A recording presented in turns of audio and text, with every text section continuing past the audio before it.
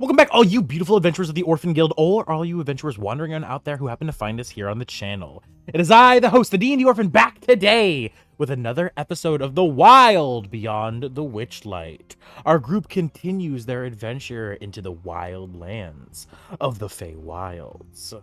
Where we left off last session, the group had finally made their way into the actual Feywild from the crossing point at the Wild Beyond Witchlight Carnival. The Witchlight Carnival. Blah, blah, blah, blah. And after entering the Feywild and finding themselves here upon the Queen's Way, one of the players, Lion, would then embark down towards a section of 10-foot tall grass that he saw shambling around. Interested, he would go to investigate while the rest of the party, Grevin and Kalith, would make their way down the Queen's Way, finding a section where they could crawl down via some giant mushrooms growing off the sides. Having made their way down and landed safely on the ground, Grevin and Kalith would begin to hear some chanting in the distance as some creatures would begin to approach. And while Grevin and Kalith were doing that, Lion met face to face with the newest player of the group, Samuel, a robot similar to Lion in his construct nature, but more cold and emotionless than Lion. The two of them, having a meeting, would give their introductions, and Samuel, finding it opportune and the best outcome to follow, he would allow Lion to lead him towards the rest of the group. But before they would have the opportunity to rejoin the rest of the group, they would see in the distance a hot air balloon beginning to careen in the distance as people screamed for help. Lion immediately lunging into action, followed by Samuel, they begin to sprint through the tall grass. Samuel going a little faster than Lion, managing to go out of Lion's sight through the tall grass as Lion continues to chase after Samuel, trying to catch up. And that is where we will pick up today's session. But before we do that, and before we introduce our amazing players, if you haven't already, please make sure to tap that notification bell so you're alerted every single time we upload or go live here on the channel. Make sure to smash that sub button. Join the Orphan Guild if you haven't already. If you're just an adventurer wandering around, you'll have a home here with us, even if you have no parents. And of course, make sure to tap that like button and leave a comment down below about today's episode, your favorite part, a favorite joke, or a character you really enjoy.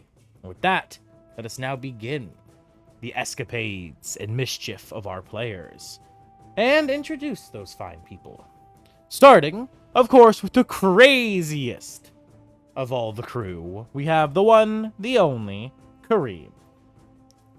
Hello, I'm Kareem. I play Kalith, the Circle of Claw and Fang Druid.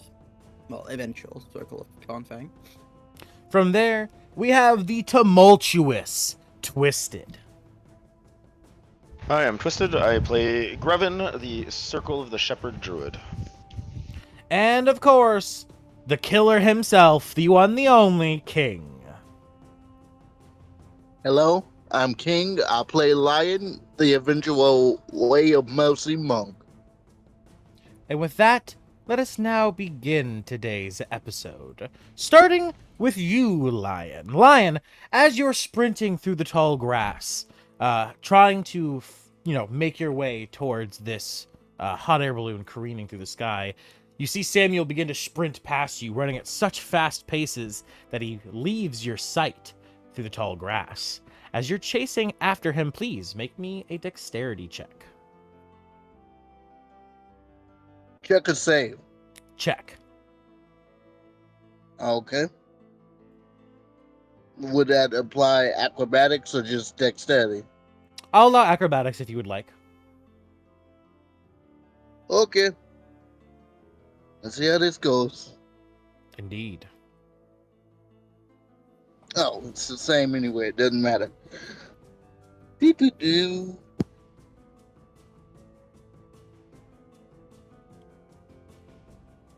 One, 2, 3, 4, 5. 16. Respectable. You keep a very good pace, following behind Samuel as best as you can, hearing him up ahead of you, but at a certain point, you do lag behind just enough where you begin to no longer hear anything in front of you. And Lion, as you sprint forward, running faster and faster, breaking through the tall grass, finding yourself clearing out of it, you find yourself at a section of an opening right next to a waterway. Looking around, however, you see Samuel is nowhere to be found. What about the balloon? Looking around, you do catch the sight of the balloon, just barely as it begins to crash. Looking over to the right, you see it crash into the giant slanted tower sticking out of the ground, wrapped Okay. in thorns and ivy. Okay. He's gonna engage his boots of flying and begin to try to fly towards the tower. Okay. To save the people in the balloon. As you click your heels and you engage your boots of flying and you begin to soar into the air, you hear mischievous laughter of some kind of older woman as fog begins to seep from the dew of the grass, rising into the air surrounding you. Make me a d20. Ah, shit. Straight D20, no wisdom or anything? Just a d20. Let's see how it goes. Oh my god. That's a 1. Are you see? I literally was like, I wonder what's gonna happen. We'll have to see how the dice rolls go. I felt it. I felt it in my soul. That's what I was asking. It couldn't have gone any worse. Not good of it. Oh my God. Natural. Fucking Well, I'm trying Dice to gods have have this off spoken. the damn post. one. A natural fucking one. All right. The dice gods have spoken. Your character now perishes. Lion, as the fog surrounds you, as you are enveloped and cannot see, you begin to fly, just trying to head in the direction you thought you were going, soaring straighter and straighter. And as you fly, you begin to leave the fog. And as you leave the fog, you find yourself staring at the tower, but you notice something. It seems much farther away. It seems like it's slanting a different direction. Gathering your bearings, looking around, you see something in the distance that you didn't see before. A well. A well that is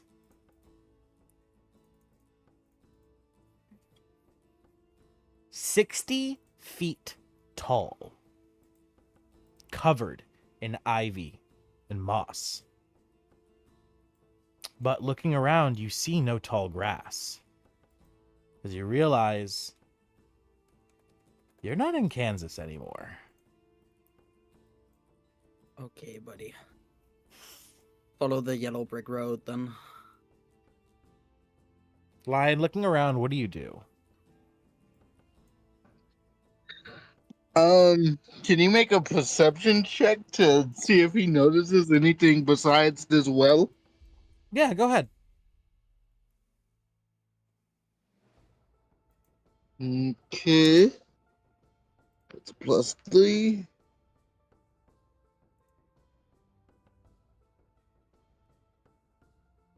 13 total. 13. Okay. You see the water of the swamp right now is very, very low. The well is only trickling water very lightly. And you can see not too far from you there is a 10-foot wide stream.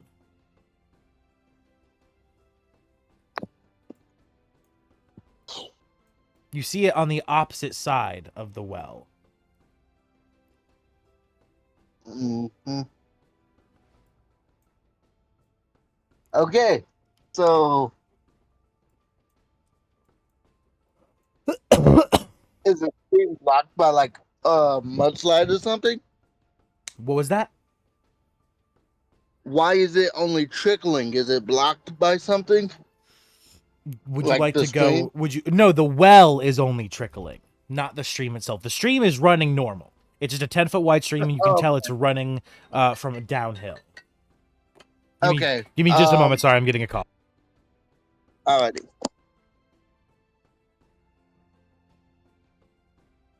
You're no longer in Kansas. You're in the evil state of Arkansas. Mhm.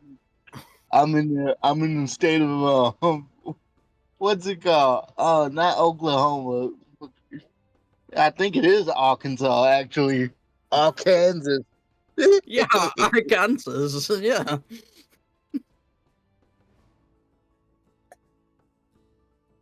Mi- Mi- Mississippi. All right, I'm back. Sorry, I just got invited to a 4th of July party, which I'll be going to after we get done here. All Beautiful. right. So Blow anyway, some shit up. Lion will go investigate the well, I guess. okay. Approaching the well, it takes you about a 10-minute walk. Gracefully, you use your boots to more hover. Learning though, I assume learning from your mistakes, you don't fly too high into the air, right? Correct. Yeah, hovering just above the ground, soaring forward. You make your way to the well rather quickly. As you make your way to the well, I need you to make me a D8. Oh Jesus. Oh, actually, sorry. No, incorrect. Incorrect. Never mind. Don't do that. Okay. Don't do that.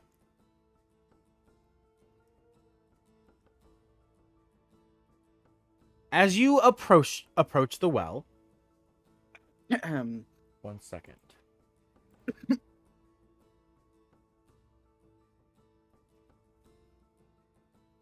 You can tell that the well itself is near ancient, almost having fused with the ground itself. As you look at the well, you can see that the water coming from out of it, that's just barely trickling down the sides, is the same gunky swamp water that is underneath your feet as you hover. You see small patches and pools of it all over. And as you get closer and closer to the well, you begin to see things floating around of it. Bright colors,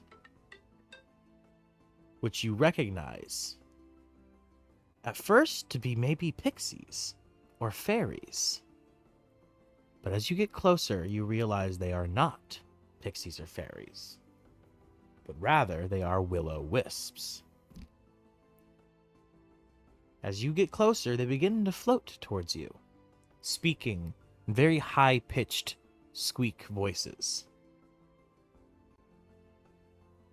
"Who are you?" they ask. "Hello," another says. "Are you a friend?" the third says. There are 3 in total.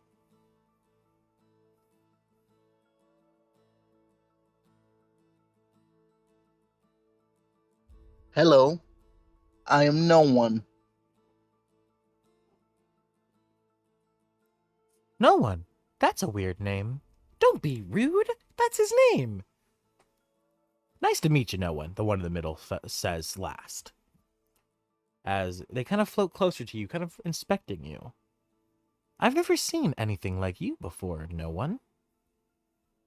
You're strange." As the other 2 kind of just begin to whisper in the back. What has happened here? The wisp's color dims a bit at the question, as she speaks in a sadder, more hushed tone. "We drowned here. All because of that witch," one of the ones in the back says. "Yes, that damn witch." all three of them agreeing, nodding, like, shaking their, little heads in agreeance. As the one talking to you, the one who's right in front of you, begins to speak again, telling you, "We drowned because of these wells. Originally, they just kept steady water flowing to the lands. But since our queen has been locked away and the evil ones have taken over, now they wring rot and mischief, mayhem and catastrophe, causing flash floods and killing innocents at the whim of the hag."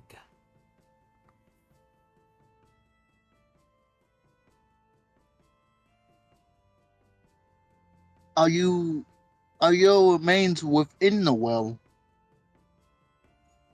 No, the earth swallowed us whole.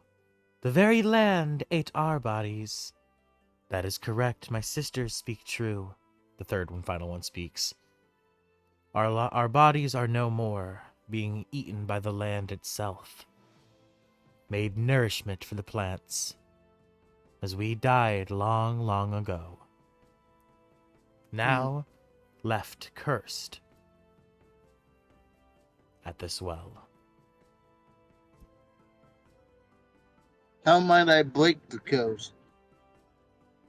They gasp. You have interest in stopping this mayhem? And ending her rule? And then finally the one in front of you speaks. In bringing Bavlorna to ruin? I seek to bring no one to ruin, only to bring you three peace. To do so, my friend, you will have to bring someone to ruin. One of the ones in the back speaks, and then finally the one in the back, the last one in the back says, "For the person who brings us ruin lives in joy of that ruin. The evil hag, Bavlorna."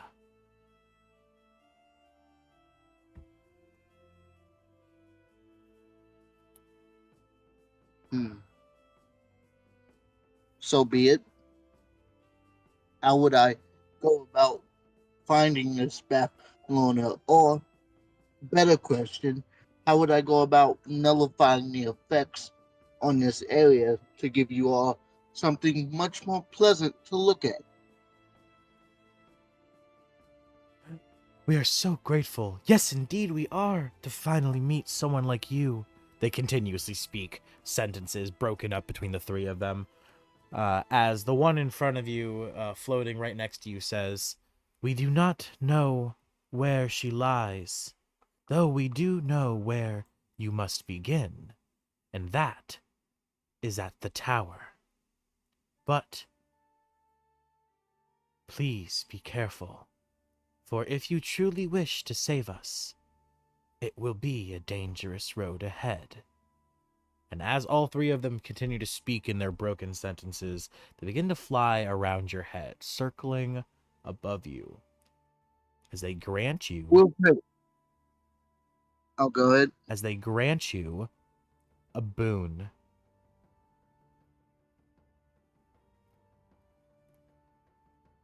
So, you gain a magic boon. It recharges after every long rest. Okay. At any time, you can take a D4, roll this number, and add it to any ability check, attack roll, or saving throw. Sweet. So I basically got blessed. Yep, and it recharges every long rest. You can only use it once every 24 hours, though. Okay.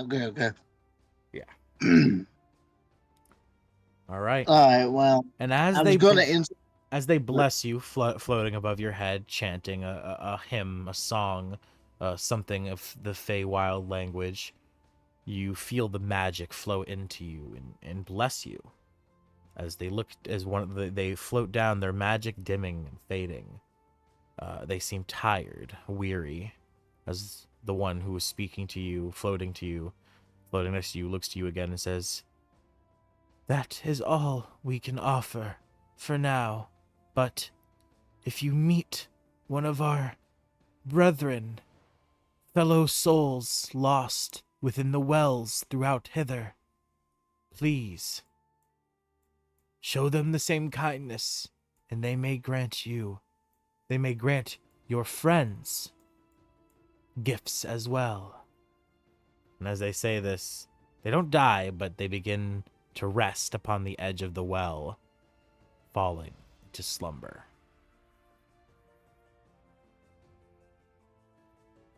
Can I see the tower? Yes, you can see the tower. Okay. Lion will begin to head towards the tower then.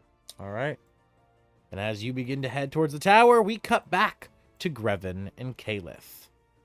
Grevin and Calith, the last thing you guys had encountered, as you were coming down the Queen's Way and made your way to the earth, dusting yourselves off, cleaning yourself from the mushroom chunks and grime that stuck to you on your way down, you begin to hear something, a group of creatures in the distance chanting.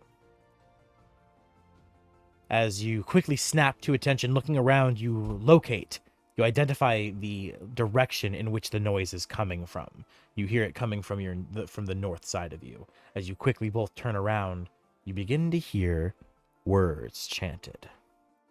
"With sticks and stones we'll break your nose. We'll beat you blind and steal your clothes.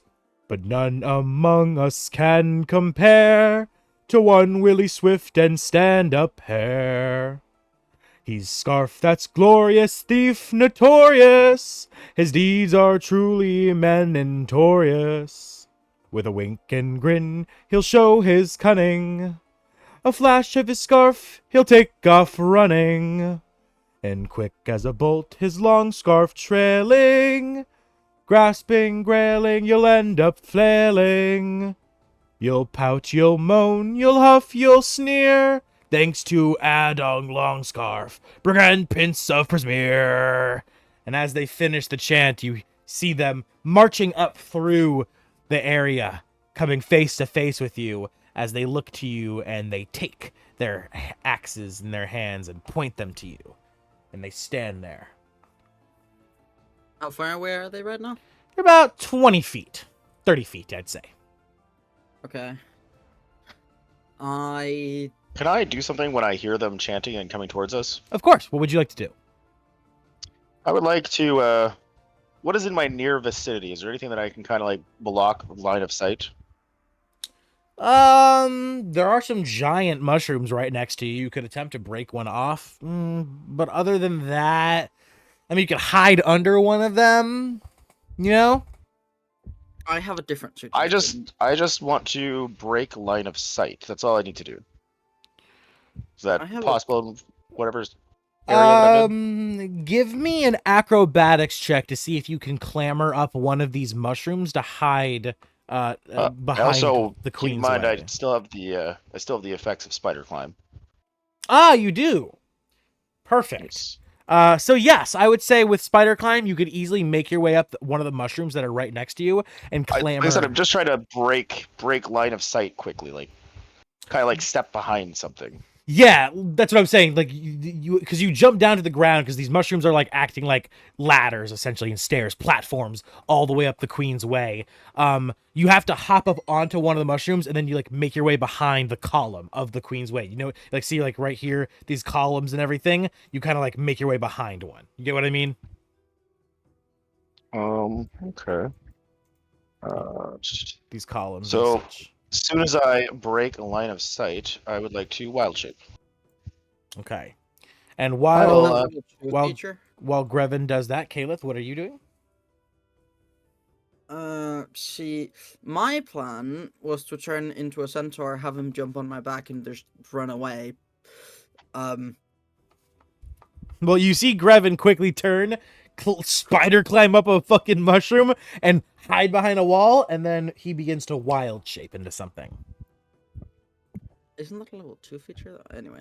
Yeah, you're all level 2. You gain a level when you enter the Feywild. Did you? Oh my god, I forgot you say that. Yeah, everyone gains a level when you enter the Feywild. You're all level 2 Oh now. my god, never mind. Fuck yeah. I'll just wild shape here. It's a bonus action, right?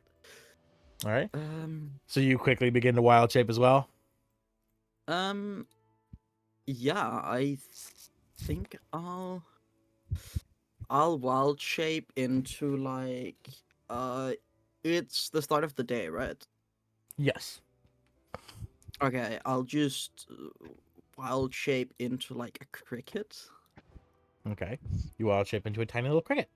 All right. Yeah. As the two of just you sit in the quickly, grass. as the two of you quickly wild shape, as the group begins to make their way through the tall grass, breaking through, they look around, having expected to find someone, having heard something. You see their long ears twitching, seeing that the group of creatures is in fact a group of hare folk. There are indeed 4 of them, each of them holding a weapon. You also see following behind them is a giant snail with a pack upon its back, some kind of mule. But you do see that the snail is hissing at the hares. It seems angry.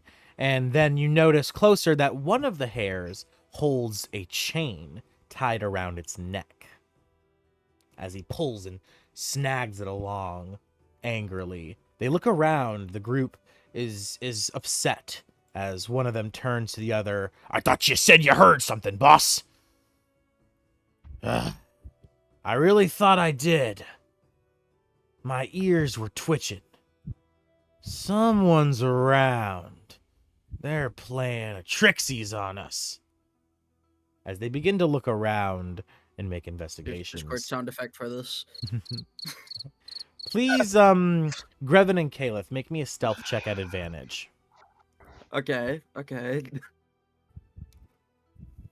As the 4 of them begin to make their investigation. It's gonna be a single. Come on, dice. Yeah.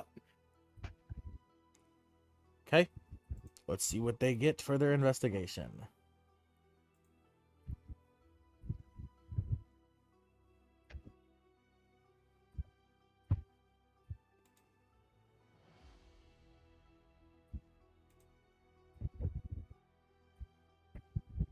All right, they have a +0. All right, so you have to beat a 10. What did you guys roll?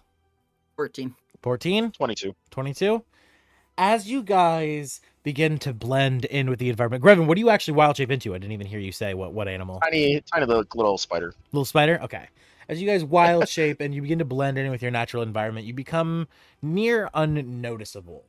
Caliph, you make a mistake of hopping around, trying to act like a real grasshopper, but realizing you haven't really studied grasshoppers too much, your hops are a little strange, and it almost catches the attention of one of the hare folk, but he's a little simple, little more of a basic fellow, as he just kind of plays it off, thinking it to be just a strange, maybe the mating season for crickets or something.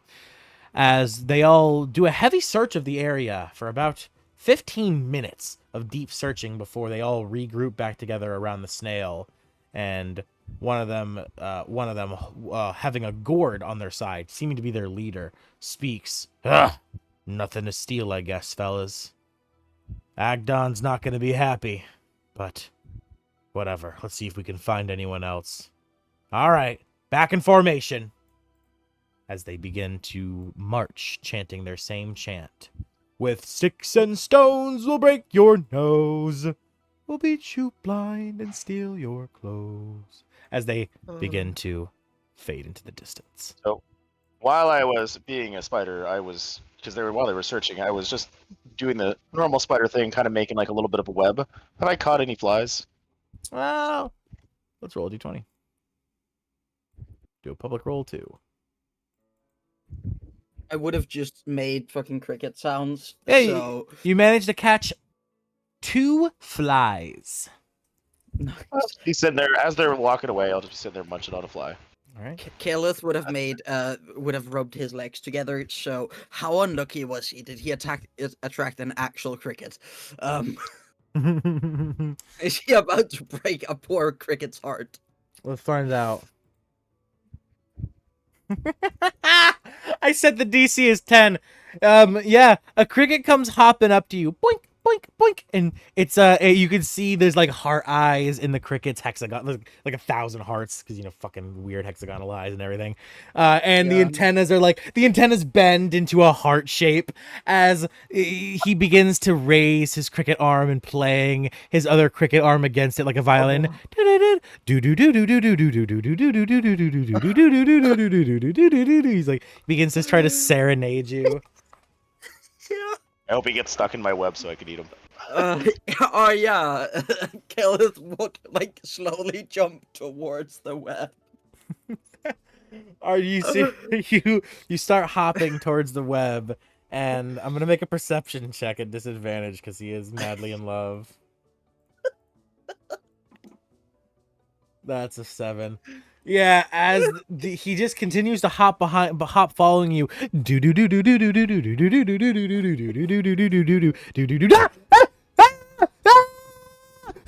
As he gets stuck in the web and he begins to flail around, screaming at a high pitched cricket scream.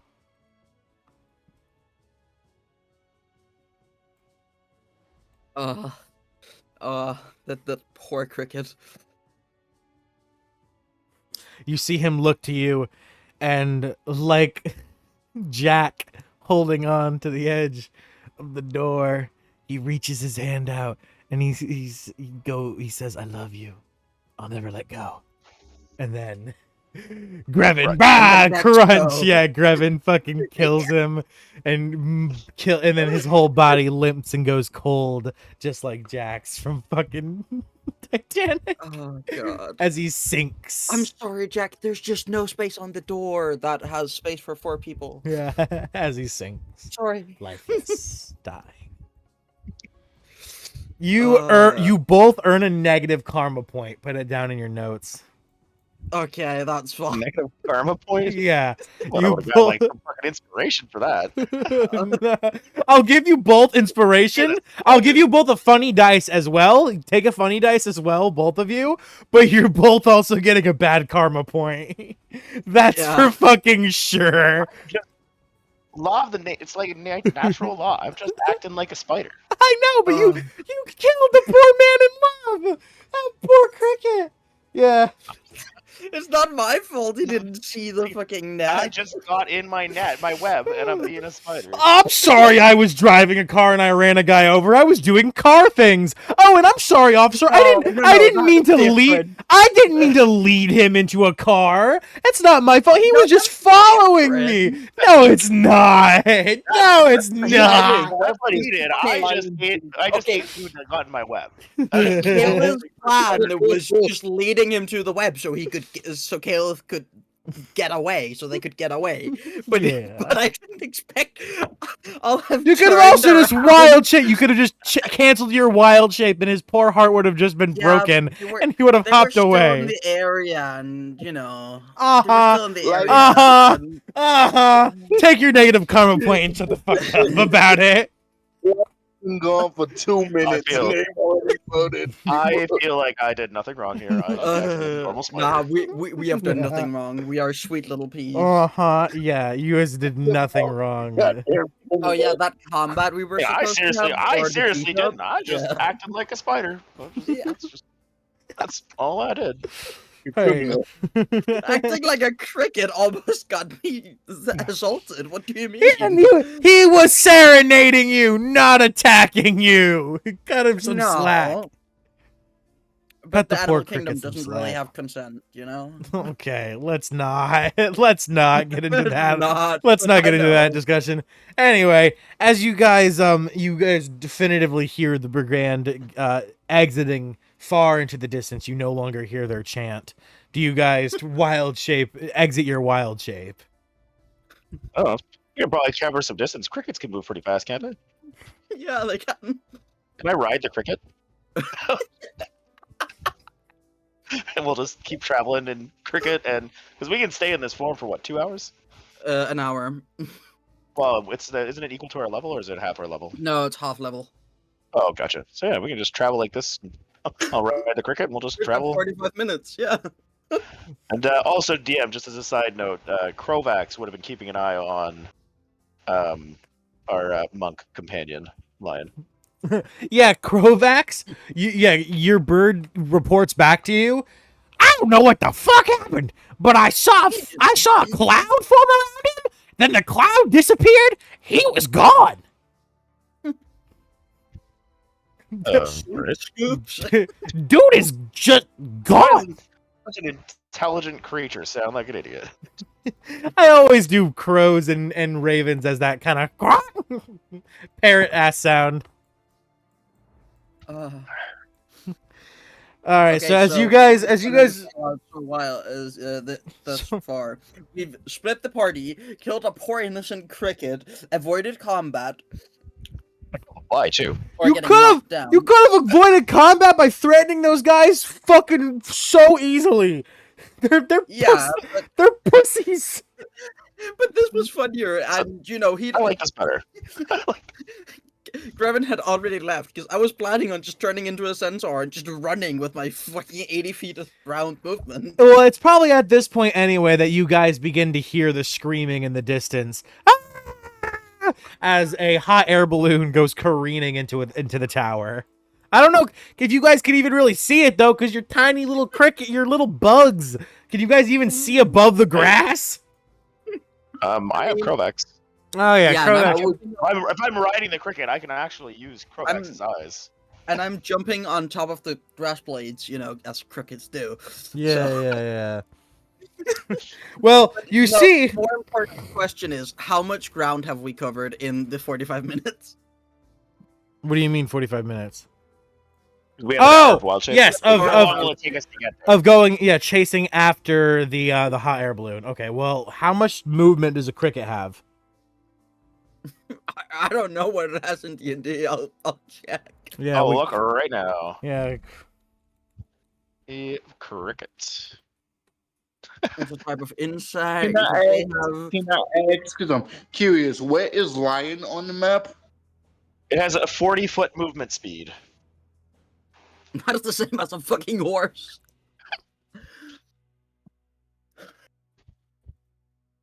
Hold on.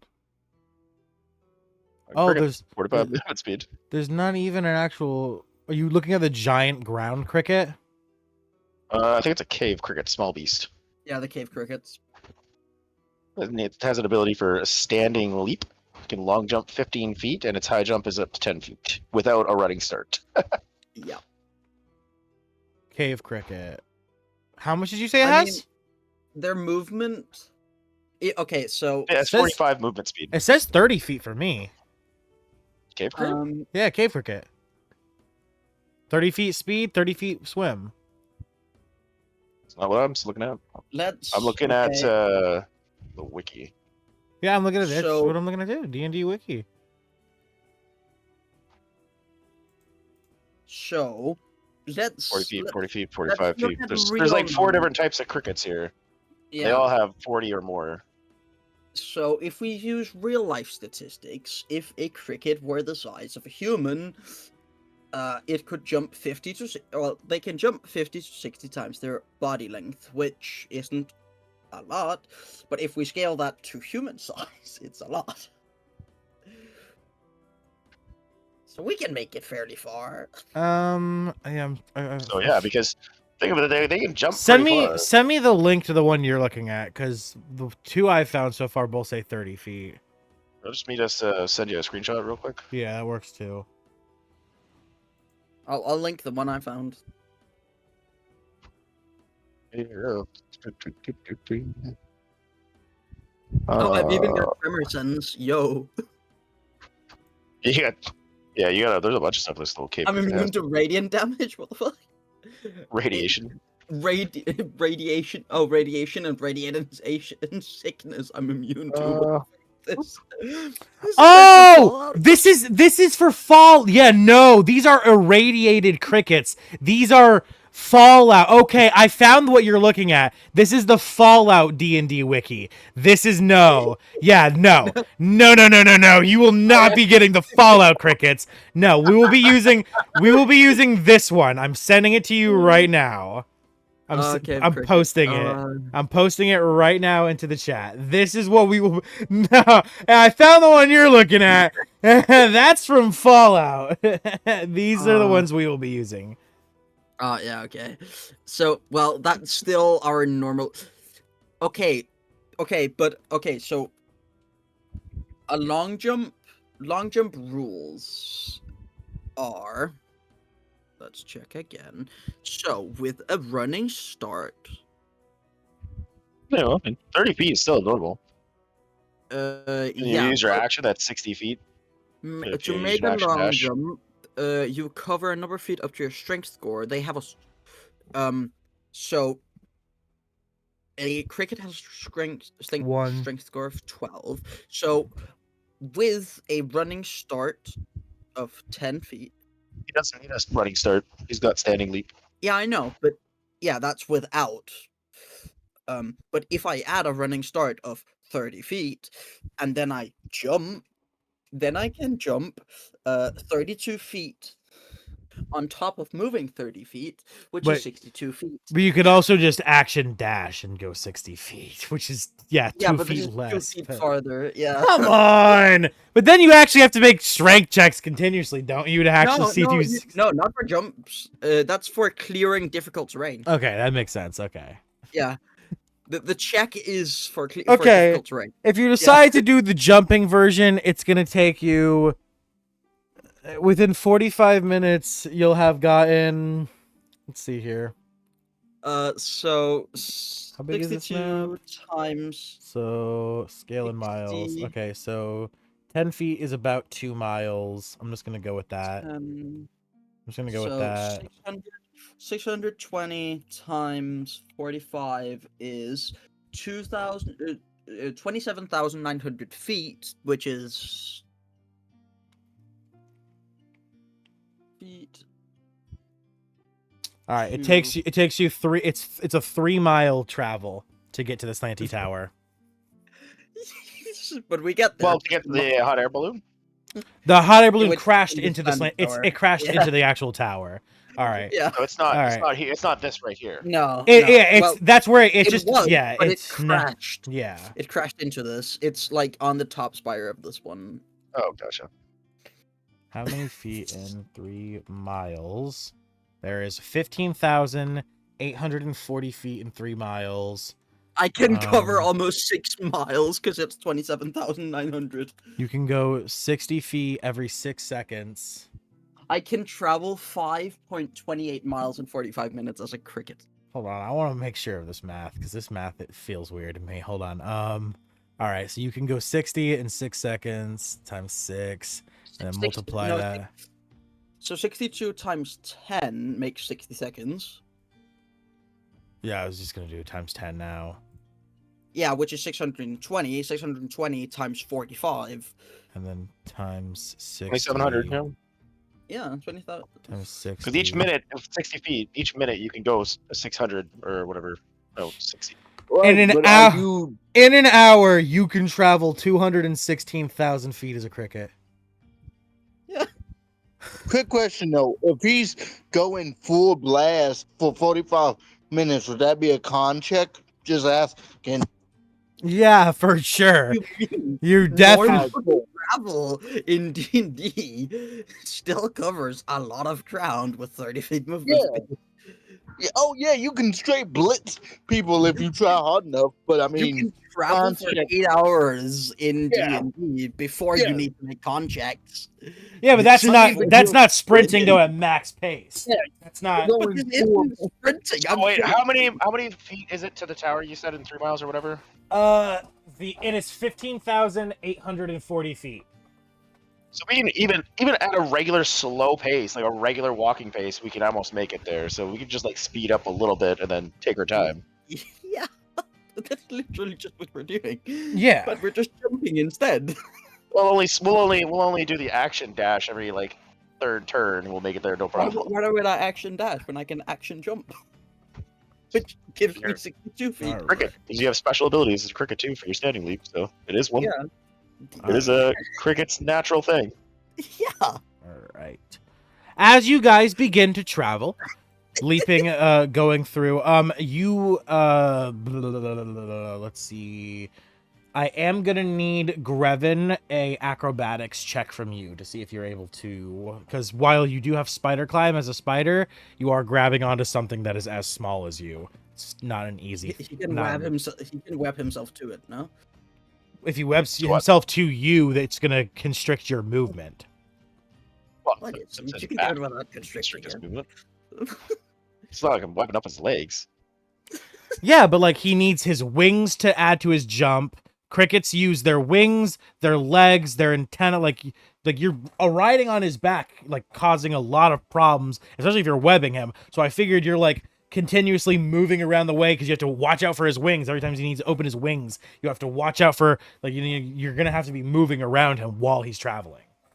Do you Like, know just, how like, attach a web to him and just kind of glide. You know how strong spider webs are proportionate to size? He could literally just do a small strand connecting him to my back, and that'd be it. Just literally hang there and just kind of glide as he jumps. Well, yeah, but you're gonna get snagged onto stick stuff. out Like if we're doing the whole realism, you're gonna get snagged onto things as he jumps around. You also have to cover water. There's also the distance of you have to cover. I didn't even do a realism here. I based it off the stats of D&D that we found. Well, yeah. Well, I mean, that's what I mean. If we're doing the actual numbers and everything. I've sent the math. Yeah, no, I've got it too. I'm looking at the same shit. It's ridiculous. Looking at the same math. It's mathing. But regardless of that, like I said, because you're trying to either ride him or you're like connecting to him like via a string. You're getting whipped around like you're on a goddamn not a jet ski. What's the one thing? Paraglider. Or like Paraglider. I think it's like water. You're on. I don't know if it's. You're like on the back of a boat. Not Water ski. water skiing. Oh, I know. what you're Water talking about. skiing. Thank you. Water skiing. Yeah. You're essentially Will my spider climb like to my stickiness at least give me advantage on this? that. Yeah, I will allow dexterity check at advantage. That does make sense. Spider's dexterity. So what did you do in D&D today? I brutally murdered a cricket and then presumed I didn't brutally murder shit. I just fucking had lunch. You broke. Not only did you eat a cricket, you ate a cricket who was madly in love. I don't care about that. I didn't know that. Just like cricket. Sorry, I should have been a mantis, let him fornicate, and then cut off his head. That's a 10. Okay, yeah. This works for a very brief period of time. As he is jumping around, you are being smack into this thing, smack into that thing, bam, bam, bam, bam, bam, bam. As They're trying to ride a rodeo bull. literally, as he just he's just going fucking lightning speed. And by the time you guys make it to the waterway, you have had enough, Grevin. You cannot do anymore. As you call out for him to stop as you guys reach the water, and then Caleb, you fucking slam on the brakes, seeing him. Here we go. And as I'm doing this, I'm gonna hold up. What am I thinking? I'm gonna wait a second. I'm like catching my breath as a spider. Krovax will land down beside us.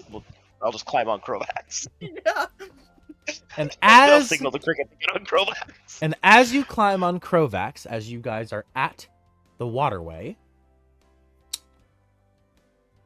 something happens. So what did you do today? I broke D&D by traveling 5.28 miles as a cricket. And then, as a spider riding my fucking my find familiar the rest of the way. I don't know why we didn't think about that in the first place.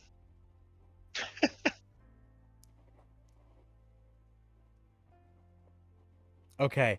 As you climb onto Krovax, suddenly his leg is grabbed. You see something wrapped around it. Something pink, long. As you see from the water, the very edge of the river, something begins to crawl out.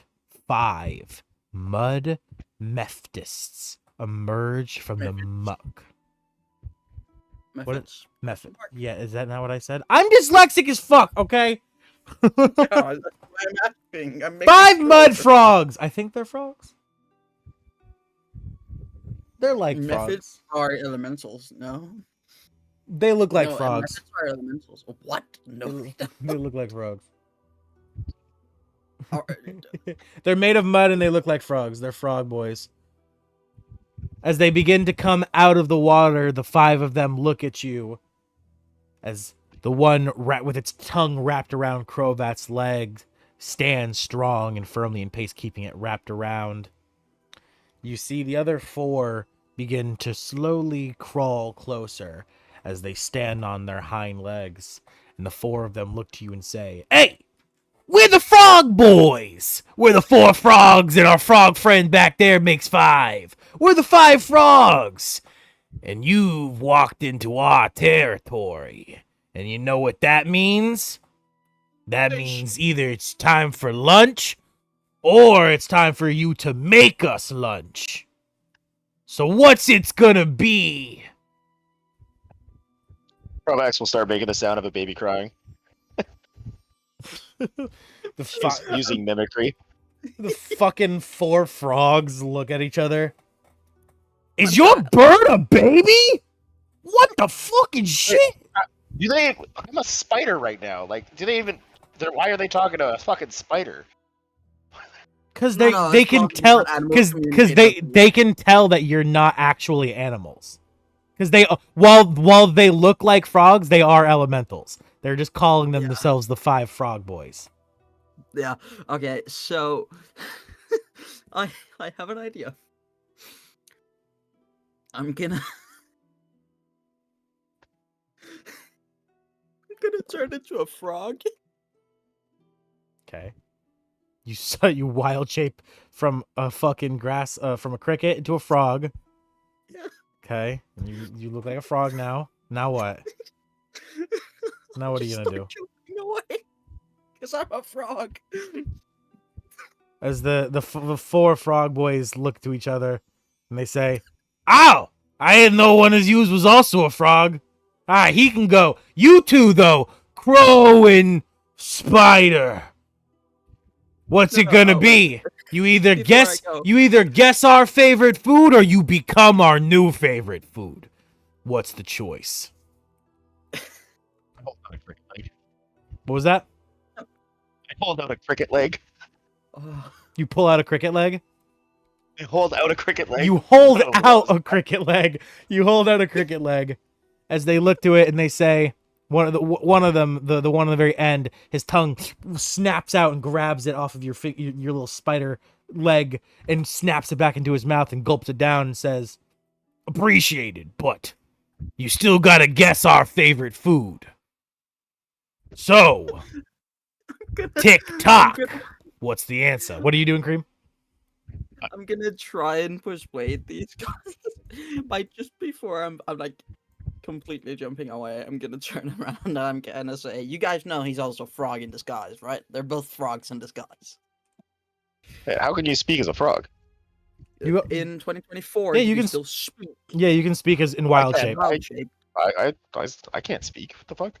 In 2024, you can. Yeah, the new I'm not a 2024 druid. Yeah, so he can as a druid, while you can't as a druid. So you turn around and you say that they're also frogs in disguise, and the 4 frog boys look at you and they say they say nothing, but they turn to the spider and they say, "Is that true? Are you also a frog? Speak now." I'll just start chittering as like a spider noises. I don't know. Like, No, I'll say, "Oh, no, he's mute. He can't speak." "Why is he making spider noises then?" I don't know. He lost his vocal cords as a frog. He gets them back when he's a spider. I can't explain it. "Wait a second. How did you frogs even turn into stuff that's not frogs? Things aren't adding up here."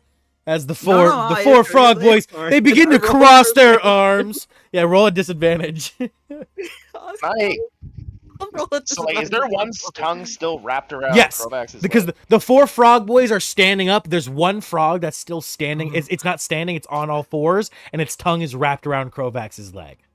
Does a 13 pass? Or When they- do I need to use funny dice? When they roll an 8, yeah, it does. As the four frogs, as what do you say to them when they say something's not adding up here? I'd say, well, you see, we're special kind of frogs. We were originally completely different. We were actual people, but we got cursed by a hag of this land. What, you twos? Y'all got turned into frogs by the curse too? That's Yeah, crazy! we did. Oh my god, we're so sorry! Hey, Kenneth, stop that! And he snaps his little frog fingers as the frog in the back lets his tongue retracts, snapping back into his mouth. As the frog who was questioning you, Grevin, he turns back to you and he's like, "I'm so sorry, frog buddy. I didn't know you guys were turned into frogs too, but you had your vocal cords taken. That's awful, buddy. Not only are you a frog too, but you also can't speak. That's terrible." I'll like salute him with one of my 8 arms. Ah, all right. Well, it's good to see fellow frog boys around here. Hey, if you ever want to join and make the frog 5 the frog 7, give us a hop. As they begin to turn around and hop back to the water. Before they go, wait, did you guys also get like the additional part of the curse where if you kiss someone it gets cancelled? Yeah, we tried that. We've been kissing each other nonstop, and it just don't work. Okay, I'll what? That's weird. We got that, and I'll look up to Grevin, trying to convey with my eyes that he should come down. I'm on Crovax in a way. Yeah, I know, but you can command the creature. Just make it fly down. You have a telepathic link. He's on it already. Why would I do that? Why would I do that? Just trust me, dude. Just trust me. Like, I'm gonna salute the guys and then web myself up to Crovax. Crovax gonna fly over, pick up Calith, and we're gonna start flying towards the tower. Yeah. And I will salute them as we're flying away. I'll whisper, when we get over to the other side, put us down on the shore and then drop your wild shape. I trust me. I'll pretend to kiss you and drop your wild shape and we'll completely blow their mind. Nope. Nope. We're just gonna keep flying to the. You see the spider doesn't even break eye contact with the tower. It was worth that try. As you guys continue to fly towards the tower, and as you guys do that, we cut back to Lion, who has been walking for quite some time, following the stream, attempting to make his way towards the slanted tower, when he comes to a section where the stream splits, and decides he needs to continue following it down. But to do so, he must cross the stream. So I assume you just begin to fly and hover over it, right, Lion? Yes. All right. And as you fly over the stream, hovering just barely over it, about at the middle, looking down at the water, you see something. The reflection in the water isn't you, but instead, it's roll a d8. Oh god. With my luck today, it's gonna be a goddamn 2-ask, isn't it? It's gonna be a 9. Trust, bro. I'll be crashed. One moment. Okay. I don't think I'm back. Lion Yeah. gets so far away from us. You got teleported. You got a nat 1 on a roll.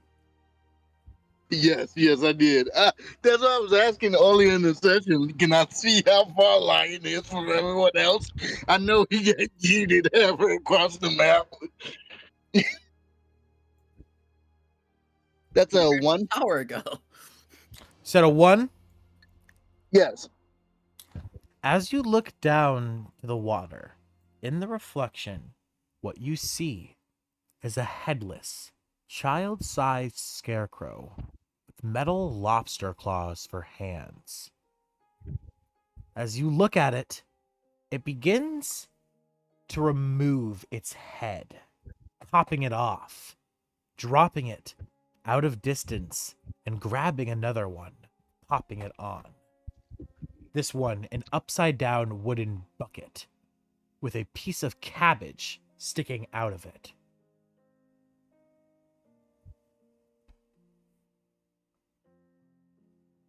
All right, there's no reason for me to fuck with any of that, so Lion's just gonna keep on keeping on. As you look down to it, you begin to keep flying over the water, but as you do, you see the reflection follows you as the creature continues to remove heads, trying on one after another. And then finally, as you reach the very edge of the water and you look back just for a brief moment, you see the head that he decides on, smiling with a painted on black Sharpie smile, is your own. Okay, I'm eventually gonna have to fight a crab demon, but Lion's gonna keep on keeping on. He sees no reason to interact with this. All right. So you continue downstream, following the waterway longer and longer. It takes you quite some time of travel, but never giving up and continuing to fight on and move. You do not stop. You do not cease. As your trip takes you quite some time till you get to the next section of crossing. As I roll a d8. Oh, good.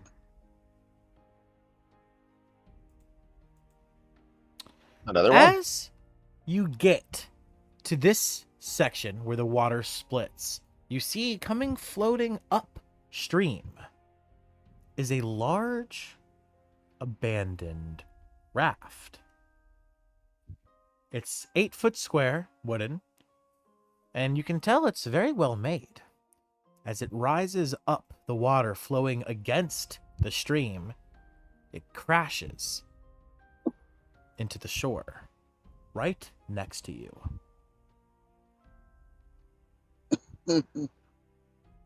Okay. As you see the raft, Lion, you hear something in the distance. Make me a perception check. Okay.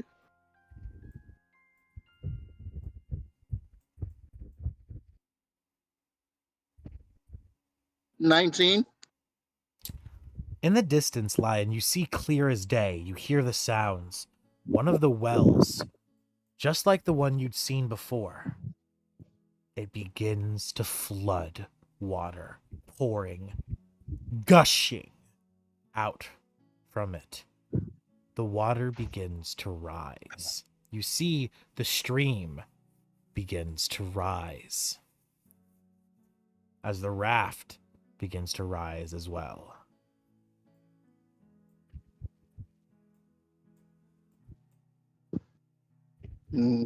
Okay. How far is the well?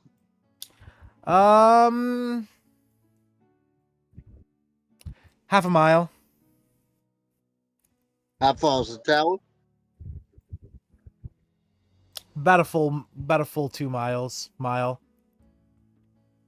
And are they pointed in at least semi the same direction? Not at all. The well is completely is continuing to follow downstream, while going towards the slanty tower at this point, you'd be going left.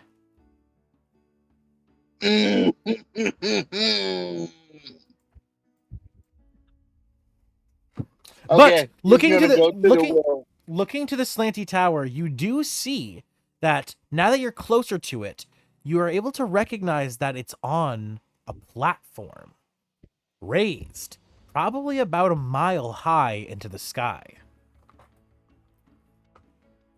As you continue to make your way towards the well, you said, right? Yes. You see the raft continue to flow downstream, following you. Lion will, as he sees the raft following him, he'll step on the raft. And as you step onto the raft, the water continuing to rise higher and higher, the raft follows your will almost, guiding it with nothing but your mind. The raft continues to move downstream until you reach the next well, where you see the water continuing to gush higher and higher. It's already risen by about 30 feet.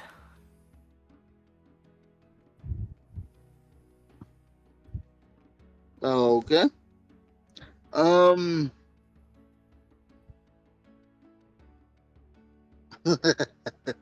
Okay. Lion will approach the well. All right. As you approach the well, you see coming out from its opening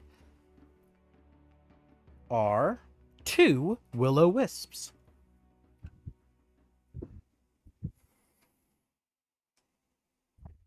He will sort of wave to them. As you wave to them, you see these 2 are a little more scarce, a little shyer as they fly quickly behind the well, peeking out from around its corners, looking at you. Lion will attempt to use the rising water and his natural dexterity to put on a sort of disarming and enchanting dance performance. Roll me performance. Okay.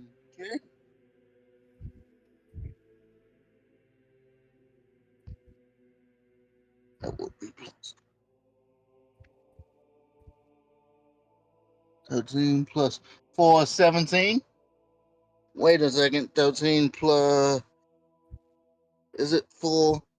Proficiency at level 2 is 1, right? +2. So that's 13 plus Proficiency- 5, 18. 18. As you Yes. begin to put on your performance, dancing elegantly and charmingly for them, you see their smiles begin to brew as they begin to come out, venturing from beyond the well closer towards you, as they seem to appreciate your kindness and your dance, as they begin to kind of float around with you, mimicking your movements as they soar through the air.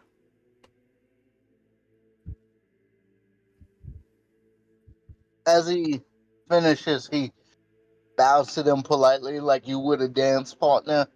Like, thank you for dancing with me. As he speaks, he says, "Hello, I am no one. I seek to help the will of the wisp that reside in these wells. I was hoping you have information." The 2 of them are very silent, still not speaking too much, but one of them meekly peeps up. If you wish to free us, you must venture to the tower. The easiest way is to wait till the water rises to its highest and ride the raft to its door.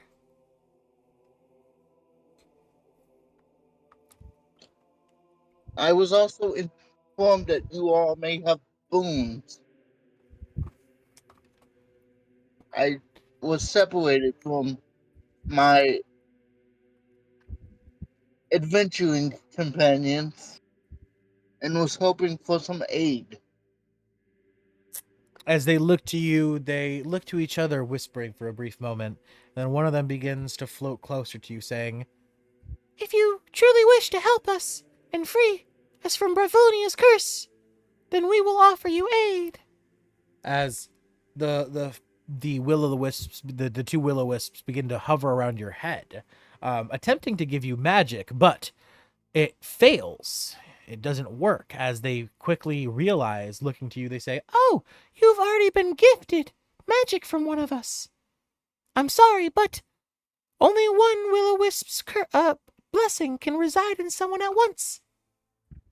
ergo, you can only have 1 boon per player. Oh, that's messed up because in character line doesn't know if you'll ever see the guys again. Okay. I'm all right. Line will just nod affirmatively and he'll say, "Very well. I shall wait in the raft. Would you care to keep me company and listen to tales of a carnival?" They look excited, very interested and intrigued as they begin to hover around you as you sit upon the raft, continuing just to allow the water to rise higher and higher. As you begin to engage them in tales of your times at the carnival, as the water rises higher and higher. Grevin and Caliph, as you guys fly towards the slanty tower riding upon Krovax, you also see from underneath you the water of the stream rising higher and higher, higher and higher, until a point where you've almost reached the tower, and you see that now the water entirely covers this bottom piece of the column, now lying flat with the slanty tower.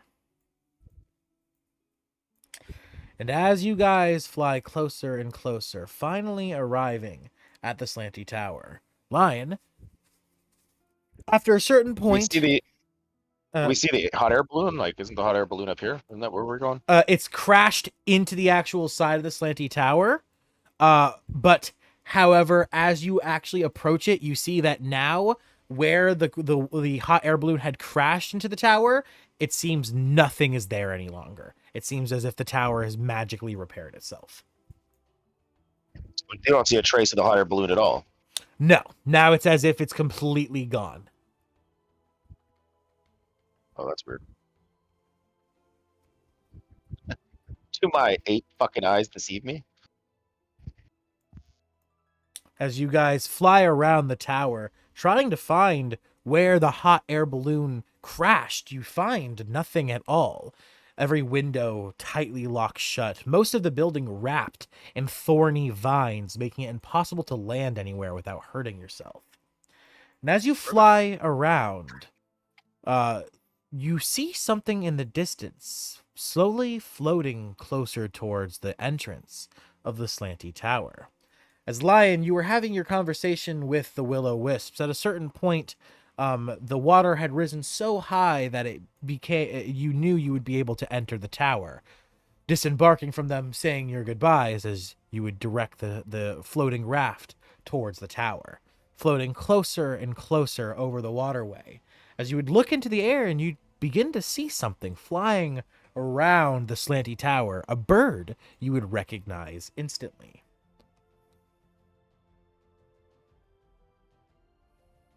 Lion would just wave. You see him?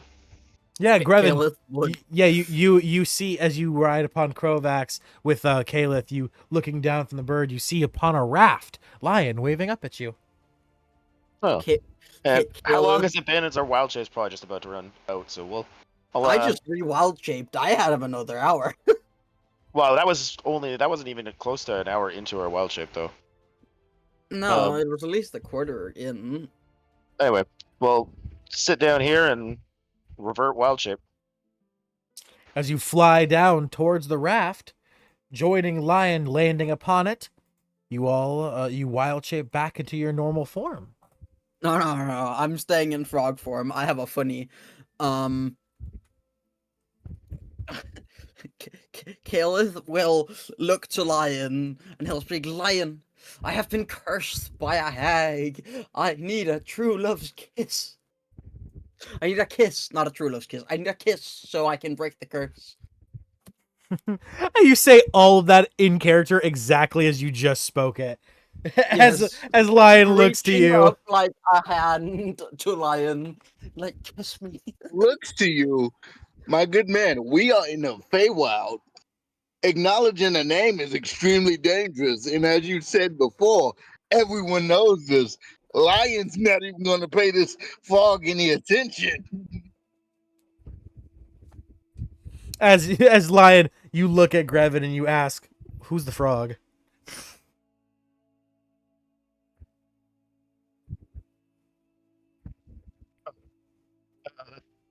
Caliph.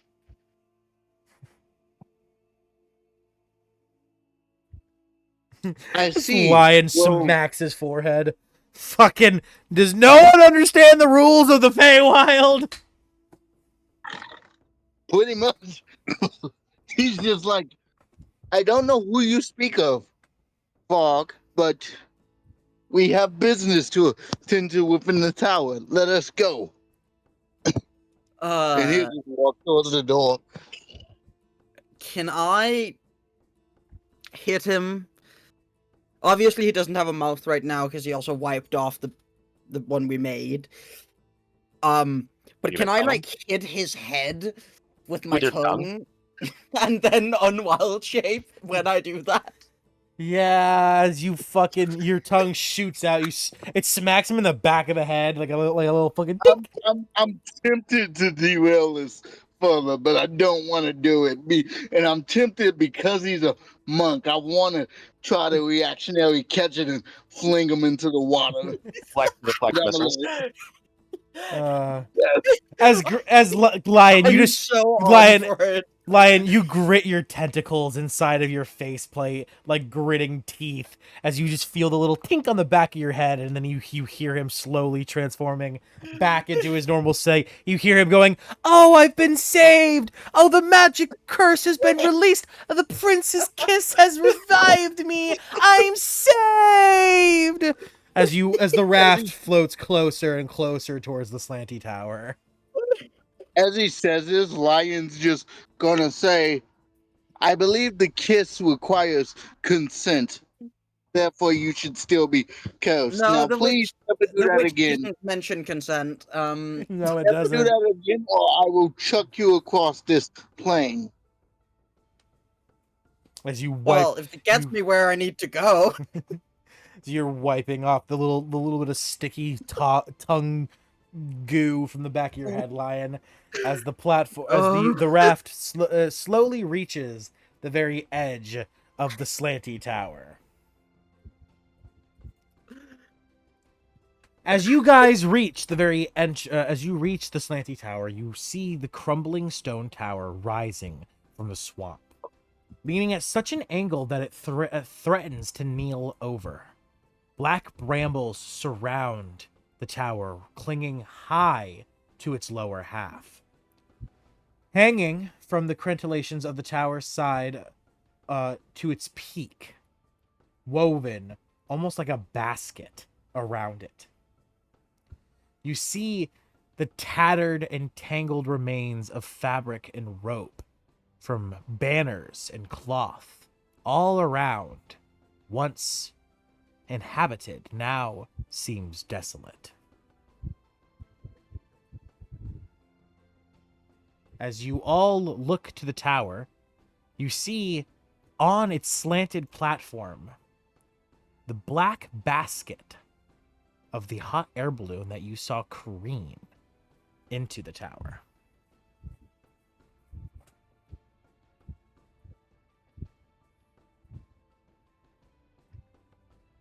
Is the tower door also covered in vines? It's the only section that isn't wrapped up and covered. All right, Lion will move into the tower. As you get closer and closer, hopping off of the raft onto the actual tower's platform, you come right next to the basket. As you hear from inside the basket, "Psst! Hey, you there! Hey, you! I need your help!" Yes, who might you be? "Hey, shh!" As he grabs you by your cloth, make a dex save.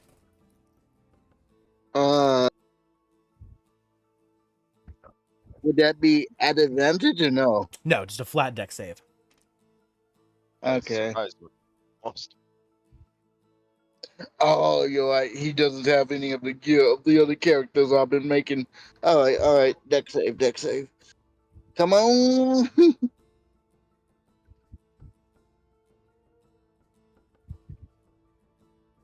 17. As he goes to grab you, you quickly just kind of like push his hands to the side and kind of dodge out of the way. As his wide eyes are shocked as he quickly slinks back into the basket. "Fucking fine by me. If you want to get yourself killed, be my guest." Hey, What is your issue? you in the basket. Who are you? Stop. You are all Insane. insane. Do you not know where we are? Get in the basket, please, and be quiet. Right, insight check him. See if he's. I don't think I want to do that. You don't have Right, to insight bother. check him. You don't have to bother insight. You can hear in his voice he is trembling with fear. What are you so afraid of? Do you not know who lives in the thing that we're right next to? Ah, these buffoons. They're gonna get us all killed. Please, just I think get, I'm gonna get save the people in the tower. basket. Get in the basket. Get in the bag. Please, just get in the basket. As you see him No, duck entirely into that's the basket, and then he like kind of just disappears. I'll go in the basket. All right. As you crawl over into the basket, and you disappear. I follow Lion's just like, I follow everyone in the party. I just wanna completely out of character. It's my birthday. Happy oh, birthday! happy birthday. That's right. Happy birthday. birthday, brother. It's just turned over 12 years, so it's officially my birthday. Hell yeah, bro! Oh, yeah. Happy Congratulations. birthday! All right. Sorry to interrupt the session. No, Carry good. on. Caleb, you clamber into the basket as well. Lion, you see both of your friends go crawling into the basket. Lion's gonna enter the tower. Can I do a ribbit? Can I make a Not a frog frog anymore. noise? You're No. not talking anymore. Yeah, No, you I chose have vocal cords. Yeah. As you make the ribbit noise as you slowly descend into the basket, Lion, you begin to approach the door. But we cut to Grevin and Caleth. As you enter the basket, it instantly has a TARDIS effect. As you enter it, you begin to walk down these spiral stairs, walking what seems to be way too long. And then suddenly, as you descend a certain part, you see light enveloping you as you reach a very lovely decorated room with a fireplace, couch, multiple chairs, and even a nice little tavern setup, not too far along the wall, with beer and other liquors. As the man, you see him standing next to the fireplace, grabbing his brow, rubbing his eyes in anguish and stress as he pinches his nose. As he turns around, he says, "Ah, thank God, we can talk freely here." Oh, okay. Yeah. Hello Well, there, what's stranger. going on? Why such the rush? Sorry about that, but it seems you are unaware of who resides in that tower next to us. Within there lies someone who directly works for the hag who runs this area. Which hag would that be? How the fuck do I pronounce? I always forget how to pronounce his name. Bavlorna. Bavlorna. Lorna. Bavlorna, one of the 3 hags of the Hourglass Coven, and an Yes, enemy. Lorna, bright straw. Correct. Yep. And You said And she lives in this tower? no, one of her generals, essentially, her minions. No. I am Sir Halavar, one of the Summer Queen's loyal servants. I ask that you provide me some assistance. I was making my escape from the vile Bavlorna when you can see the balloon we were flying in was taken a bit by some bad winds. So hold up. He said he's Talavar and he works for who? The Summer Queen. Summer Quarter. Yeah. Sir Talavar. My pilot, the Honorable Wigglewog, he didn't survive.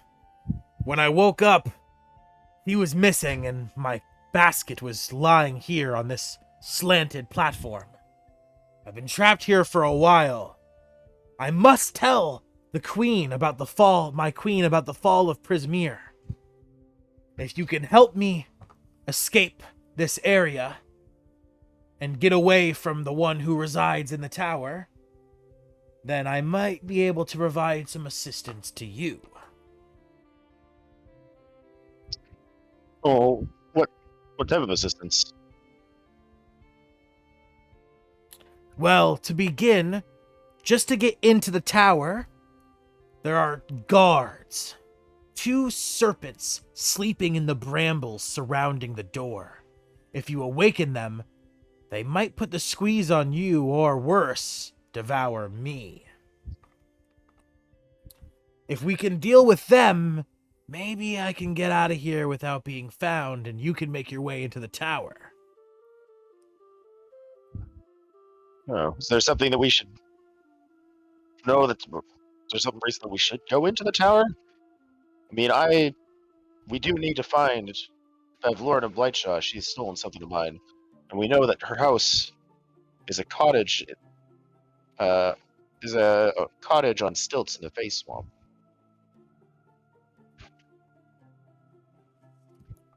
Within the tower lies one of the hags' minions, someone who causes catastrophe and distraught upon these lands.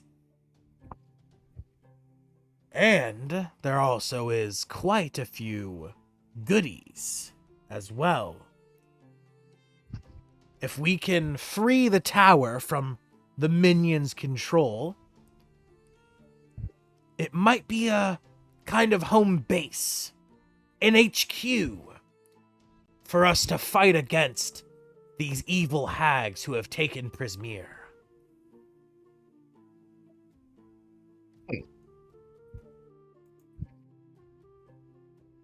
Or at Aelith.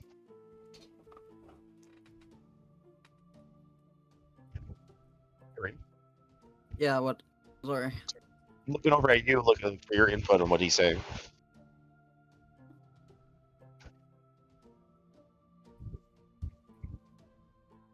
You guys hear me? Like, am I cutting out? No, I'm just taking it slow. Not gonna hear you. I don't see an issue working with the Summer Queen.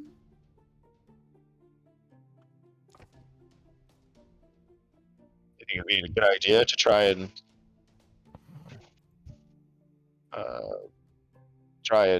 free the tower from this creature. Why not? Well,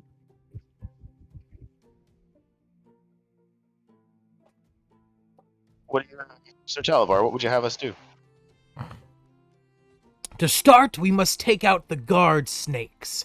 From there, we must simply enter the tower, make our way to the top, avoiding a few traps and puzzles, and then we must vanquish or imprison the one who controls it.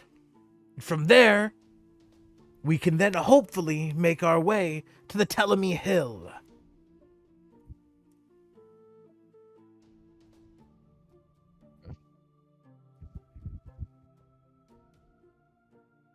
What's happening with our friend outside right now? Like he might get himself into trouble. You have a friend outside? Oh no, he might awaken the guard snakes! And then we cut back to Lion. As we cut back to Lion, you begin to approach the door, walking past the basket. Did you check DMs? Yes, I checked the DMs. How are you approaching? Please roleplay. So Lion will silently, as soon as he's by the basket and gets told that, he'll like click his heels so he hovers as not to make any sound. And he will very silently proceed towards the door. As you approach the door, please roll me a stealth check. Okay. Do I get advantage for eliminating my footsteps? No. Damn it, the wing. Okay, good. All right.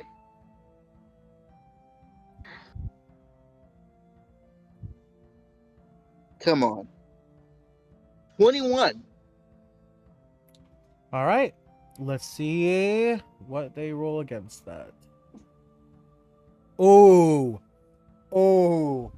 I'm sorry, King. It's a good thing you're not playing Donovan with your goddamn silvery barbs. I got a nat 20. What do they get in total? In total, with a nat 20, the only way you can beat a nat 20 is if you also nat 20 and have a higher modifier. But even with their modifier to the nat 20, it's a 26. Oh yeah, they got me. I was going to use the blessed thing if possible. Oh yeah. So okay. as you approach, unaware, flying closer and closer to the door, you approach the brambles thick surrounding it. And as you get closer and closer, something leaps out at you. Giant constrictor snakes hiding in the brambles leap towards you. And as you are grabbed by them. They coil around you and begin to squeeze. Can I not make a deck save as they attempt to coil me? Instead, no, there is. Oh, yeah, actually, yes, deck save. Yes, go ahead, do deck save now. Okay. 19. All right. Yes. Let me go. 19 versus a. Oh, natural 1. Natural 20 followed by a Yeah. natural 1. As they leap towards you, you manage to fly backwards, but nonetheless, they have been now alerted as they begin to shake their tails, slithering and hissing at you, standing in front of the door. Not standing, coiled up in Yeah, front of the I know. door. Yeah. Hello. Would you all happen to speak common? That line says in like an awkward wave. You see them turn to each other hissing as they look back to you, and they continue to hiss. One of them begins to kind of slither a little bit closer, like snapping at you. So no. Would you happen to speak goblin? You switch to gobbledygook, and the hisses of confusion intensify. Confused. Oh, I know what you speak. And he'll speak the language of the Feywild, Sylvan. They gotta speak Sylvan. They continue to hiss, and then one of them says, in the only words of common they will ever speak, "Is this sky stupid? We're fucking animals." Yo, they're fucking. Yo. Oh, I didn't sign up for zoophilia. Yeah, you did. Xerix was already in this campaign. I'm just I take the funny dice before you do. I didn't consent to that. What do you mean? I was literally gonna say Xerix is here. Yeah, I didn't have an inkling of chance to stop that. Damn it. Oh my god. Okay, well, Lion will switch to animal handling then and just attempt to communicate with them. Do you start doing a dance? Do you start trying to snake charm them? Yeah, why not?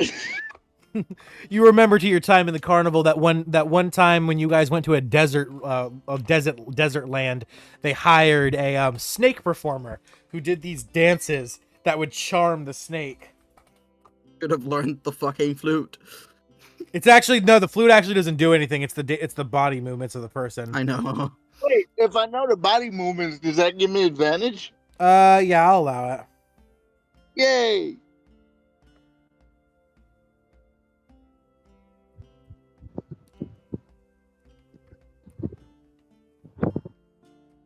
$17 plus 5. Yes, because that's his dexterity, so that's 5. Yeah. So that's 22. All right. As you begin to wiggle and worm your way around, dancing effortlessly, you see the snakes begin to follow your movements as they begin to mimic your body language. As you see them begin to coil up and almost become hypnotized. And as you're doing this, you hear Caliph and Grevin coming from the basket up from behind, discussing what they had just talked about with Sir Talavar. As you two exit the basket, you look over to see Lion dancing, performing, having charmed 2 giant snakes that are currently following and mimicking his body movements. Yeah.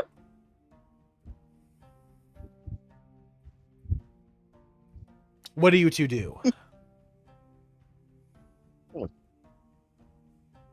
All right. Talavar? Like, are these the dangerous snakes you were talking about? You see Talivard is like his jaw hanging from his face, eyes wide. I didn't know you could do that.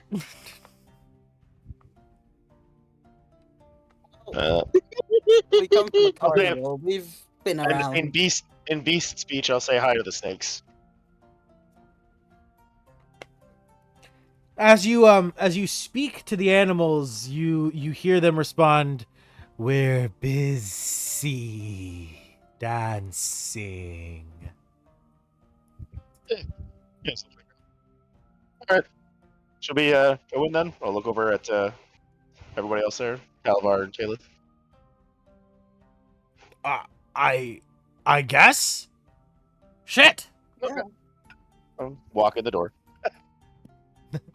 And as you guys walk into the door, as Lion continues to charm the snakes, that is where we will end today's session.